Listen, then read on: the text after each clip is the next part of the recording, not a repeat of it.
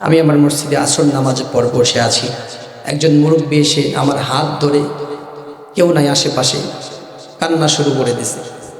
আস্তে আস্তে কাঁদতে কাঁদতে এত জোরে জোরে কান্না করছে, বুকটা মনে হয় তার ফেটে যাবে। একদম বাচ্চার মতো ডুকরে ডুকরে একজন 55 বা 60 বছরের মুরব্বী কান্না করতেছে। এত জোরে জোরে কান্না করা দেখে আমি তো ভয় পেয়ে গেছি, এখন হার্ট অ্যাটাক করে কিনা। আমি তাকে খুব সুন্দর করে শান্ত করলাম, পাশে এক কর্নারে বসালাম। বসে আমার হাত ধরে বলতেছে, হুজুর, সারাটা জীবন পরিবারের জন্য কষ্ট করেছি। আমি 30 বছর সৌদি থেকেছি, জীবনের যৌবনকালটা পুরো আমি বিদেশে কাটাছি স্ত্রী এবং সন্তানের জন্য। আজকে 5 বছর হলো দেশে আসছি বৃদ্ধ বয়সে। এখন স্ত্রী এবং সন্তান কেউ আমাকে দাম দিতে চায় না। জীবনটা কি করলাম, কিভাবে নষ্ট করলাম হুজুর। 5 তলা বাড়ি করে দিয়েছি, সন্তানগুলোকে ইঞ্জিনিয়ার বানাইছি, বিসিএস ক্যাডার পর্যন্ত বানাইছি একটাকে। কোনো সন্তান আমার মূল্য দেয় না, আমাকে দাম দেয় না, স্ত্রীও দাম দেয় না। এত কিছু কার জন্য করলাম? অতএব আমি যদি আমার আল্লাহর সাথে সম্পর্ক গড়ে তুলতাম, আমার আল্লাহ আমাকে ঠকাতো না। প্রিয় ভাইরা, এটা বুঝবে মানুষ, কিন্তু সেই সময় আর তখন আর সময় থাকবে না। এখন নামাজ পড়তেছেন না, একটা সময় আসবে যে আপনি নামাজ পড়তে চাইবেন, কিন্তু আপনার শরীর সায় দেবে না, আপনি পারবেন না নামাজ পড়তে। অজু করবেন, একটু পরেই অজু ভেঙে যাবে। এখন যৌবন বয়স, একবার অজু করলে 3 বার নামাজ পড়তে পারবে। একটা সময় আসবে যে আমি আপনাকে বলছি, গ্যারান্টি দিচ্ছি, বেঁচে থাকলে এমন একটা সময় দুনিয়াতেই আসবে যে আপনি চাইবেন যে আরো একটু সময় পাই, আল্লাহর সাথে কাটাই, আরো একটু সময় আল্লাহ আমাকে দাও, আমি তোমার সাথে একান্তে একটু দোয়া করতে চাই, 2 রাকাত নামাজ পড়তে চাই। কিন্তু ওই সময় আপনি পাবেন না। ওই মুরব্বী কান্না করছে আর বলছে একটাই কথা, আমার যৌবনের 30টা বছর আমি সৌদি কাটিয়েছি শুধুমাত্র স্ত্রী আর সন্তানকে খুশি করার জন্য। আহারে, আমি আমার জীবনের 5টা বছর যদি আমি আমার আল্লাহর জন্য কাটাতাম, আমার মনে হয় আমার আল্লাহ আমাকে ফেলে দিত না, আমার মনে হয় আমার আল্লাহ আমাকে ভুলে যেত না। এত গভীরভাবে সে চিৎকার করে করে কান্না করতেছে। এই উপলব্ধি আমাদের সবার হবে। আল্লাহর সাথে সম্পর্ক না করার কারণে দুনিয়ার সব মানুষগুলো যখন আমাদেরকে ছেড়ে দেবে, তখন মানুষের উপলব্ধি হবে যে আপন আমাদের একজন, তিনি হলেন আল্লাহ। ঠিক কিনা বলে? তিনি একমাত্র আপন। দুনিয়ার এই মিথ্যে ভালোবাসা, মোহ, সব কিছু স্বার্থের খেলা। স্বার্থ ছাড়া কেউ আপনাকে ভালোবাসবে না।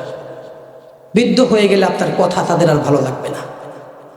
যৌবন বয়সে আপনাকে যত মূল্য দিচ্ছে, আপনার ইনকাম যদি কমে যায়, যেই সন্তানটা পরিবারে ইনকাম করে কম, ওই সন্তানের পরিবারে ওই সন্তানের দামও কম। কথা বলেন না কেন? নিজের পরিবারে, নিজের মা বাবার কাছে যেই সন্তান ইনকাম করে না, ওই সন্তানের দাম কম, ওই সন্তানের গুরুত্ব কম। যেই সন্তান ইনকাম করে তার গুরুত্ব বেশি। স্বার্থ ছাড়া একজন আরেকজনের সাথে কানেক্টেড নয়, সবই স্বার্থের খেলা। স্বার্থ ছাড়া একজন আমাদেরকে ভালোবাসেন, তিনি কে? ওই আল্লাহ আমাদেরকে স্বার্থ ছাড়াই ভালোবাসে। ছোট্টবেলায় মায়ের পেটে আসা থেকে শুরু করে আজ পর্যন্ত যত কিছু তিনি আপনাকে ভালোবেসে দিয়েছে, দয়া করে দিয়েছে, একটারও শুকরিয়া আপনি আদায় করে শেষ করতে পারবেন না। কোনো ভালোবাসার প্রতিদানও আপনি দিতে পারবেন না। আল্লাহ তাআলা আপনার কাছে প্রতিদানও চায় না, শুধু নাক আর কপালটা জমিনে ঠেকায়া সেজদা দিলে আল্লাহ খুশি। বলেন সুবহানাল্লাহ।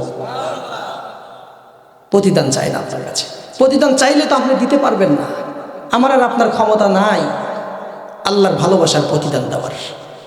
এই জন্য আমরা গোলাম হিসাবে নাক আর কপালটা মাটিতে ঠেকায়া, এই জমিনে ঠেকায়া আমরা প্রমাণ দেব, সাক্ষ্য দেব যে আল্লাহ, আমরা তোমার গোলাম, তুমি তো আমাদেরকে দিবেই, আমরা তোমার কাছে প্রাপ্য, যেহেতু আমরা গোলাম তোমার। সারা বছর একজন মানুষ এক বাড়িতে চাকরি করে, ঈদ আসলে অথবা মাসের শেষ হলে সে তো বেতন আশা করতেই পারে। আল্লাহ, আমরা তোমারই গোলাম, তুমি তো আমাদেরকে দিতেই পারো। তখন আপনার একটা আশা থাকবে, একটা অধিকার থাকবে। কিন্তু আপনি এত কিছু পেয়েছেন, আল্লাহকে সিজদাই দেন না। কোন অধিকারে এত কিছু? আপনি আরো কিছু চান জীবনে। হাত তুললে তো চাওয়ার শেষ থাকে না, এটা চাই, ওইটা চাই, এটা চাই, ওটা চাই। কিন্তু আপনি তো তার গোলামি হন নাই, তার গোলামির খাতায় আপনি নামই লেখান নাই। দুনিয়ার সব আমল এক জায়গায় করলেও নামাজের সমান হবে না। এই কারণেই যে নামাজটা একমাত্র প্রমাণ করে যে আপনি প্রকৃতপক্ষে আল্লাহর গোলাম। অন্য অন্য আমলের মধ্যে মানুষের একটু অহংকার থাকে, ইগো থাকে, একটু বড়ত্বের ভাব থাকে। একজন দান করছে আর একজনকে, যে দান করছে তার মনে হচ্ছে যে আমি বড় লোক, এই জন্য আরেকজনকে দান করছে। তার মনের মধ্যে একটা কিছু ভাব আছে যে আমি একজন বড় লোক মানুষ। যে কোনো কাজ করেন শরীরের মধ্যে মনের মধ্যে একটা ভাব থাকে, আমি অমুক, আমি তমুক। কিন্তু যখন নামাজে দাঁড়ায় যান, বাংলাদেশের রাষ্ট্রপতি, সরকার প্রধান যদি নামাজে দাঁড়ায় আপনার জঙ্গলবাড়ি মসজিদে এসে, আমাদের এই জঙ্গলবাড়ি এলাকার সবচাইতে জীর্ণ শীর্ণ গরিব মানুষ যিনি আছে, তিনি ডক্টর ইউনূসের পাশে গিয়ে দাঁড়ালে ডক্টর ইউনূস বলতে পারবে না সর আমি ডক্টর ইউনূস, বলতে পারবে? আমরা সবাই গোলাম কার? একবারে সবাই সিজদায় লুটায় পড়ব। নাক আর কপাল এই দুইটা মানুষের সম্মানের প্রতীক। মানুষ বলে না যে আমার নাক কাটা গেছে, বলে না এগুলো? এটা কেন বলে? আসলে কি তার নাক কাটা গেছে? সম্মান হারালে মানুষ বলে আমার নাক কাটা গেছে, তোর জন্য আমার নাক কাটা গেল, এর মানে তোর জন্য আমার সম্মানটা গেল। নাক এবং কপাল হলো সে সম্মানের প্রতীক। এই নাক আর কপালটা আপনি যখন জমিনে ঠেকাই দিলেন, আল্লাহ তাআলা ফেরেশতাদেরকে ডেকে বলে, দেখ আমার গোলাম আমাকে সিজদা করছে, আল্লাহু আকবার। তখন আপনার যত হাজাত, যত জরুরত, এটা পূরণ করা আল্লাহর জন্য কর্তব্য হয়ে যায়। সুবহানাল্লাহ। আপনার যত দরকার আছে তখন এটা পূরণ করাই আল্লাহর দায়িত্ব হয়ে যায়, কর্তব্য হয়ে যায়। এক্সট্রা করে আপনাকে চাইতে হবে না। এই জন্য প্রিয় ভাইয়েরা, নামাজ পড়ুন, দুনিয়া এবং আখিরাতের জীবনটা সুন্দর হবে। আমি আপনাদের বেশি সময় কষ্ট দেব না, একটা বিষয় প্রায় শেষ করেছি, আমাকে আরও একটা বিষয় দেওয়া হয়েছে, সে বিষয়ে অল্প সময় কিছু কথা বলব। তাহলে মূল কথা হলো, দুনিয়াতে যত আমল আমরা করি সবচাইতে গুরুত্বপূর্ণ আমল হলো নামাজ। এটা ছাড়া অন্য কোনো আমল দিয়ে জান্নাতে যেতে পারবো না। অন্য আমল একটু কম হলেও এইটা যদি ঠিকঠাক থাকে, আল্লাহ তাআলা আমাদেরকে জান্নাতে দিতে পারেন। কারণ আমাদের গুনাহ যদি কম থাকে, গুনাহ কম আছে আর ঠিকঠাক নামাজ আদায় করছে, তাহলে জান্নাতে যেতে আর তেমনটা বাধা থাকবে না ইনশাআল্লাহ। কিন্তু সারা দুনিয়ার সব করা শেষ, নামাজ ঠিক মতো পড়েননি। এই জন্য এখন যারা নিয়ত করছেন, আজকে অতীতে নামাজ পড়েননি, আজ থেকে নিয়ত করবো ইনশাআল্লাহ, আল্লাহ আমরা যতদিন বেঁচে থাকবো আমরা তোমার গোলাম হিসাবে তোমার জমিনে এই নাক আর কপাল ঠেকিয়ে সিজদা করে আমি প্রমাণ দেবো যে আমি তোমার গোলাম। সবাই রাজি আছেন ইনশাআল্লাহ?